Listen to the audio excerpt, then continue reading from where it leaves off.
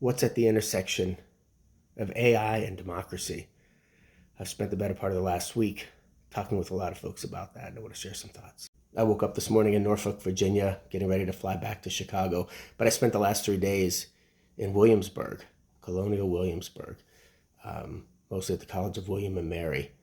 Dr. Margaret Hu at the William and Mary School of Law brought about 100 of us together from all sectors, not just academia, but from a lot from the private sector, government, to talk about what the next 250 years will look like given the emergence of artificial intelligence. The symbolism of location should not be lost on anyone.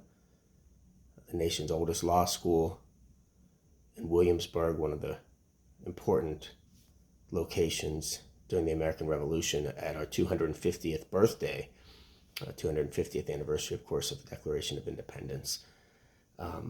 So a lot of talk about Thomas Jefferson while we were here, a lot of talk about the framers and what they intended, and also what they faced as they thought about what a country should look like in a democratic context. So if I appear somber, it's less about the lack of sleep.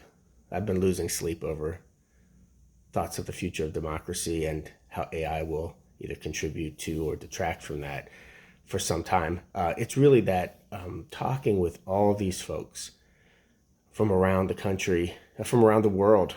There were folks came in from Australia, other places, to help us think through what guardrails might need to be in place about AI to preserve democracy. As I thought about all of this, I'm worried. I'm worried that we aren't taking the time, don't have the time to think through implications. And I realize that I have the luxury of being in a thinking profession, in a profession that when we have a problem to solve, we put a task force together, we get smart people in a room, collect a bunch of evidence, debate, discuss, try to come to a solution. That's going to have to happen here with respect to democracy, but it's going to have to happen a lot faster than we are used to it happening, because things are moving at a breakneck rate. I'm sure I'll have more about all of this as I reflect and as we move forward.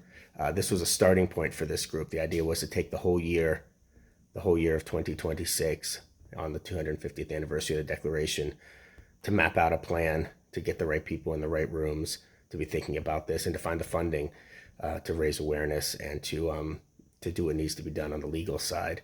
So in any case, there will be more, but I just wanted to share as I'm getting ready to head off to the airport and go home.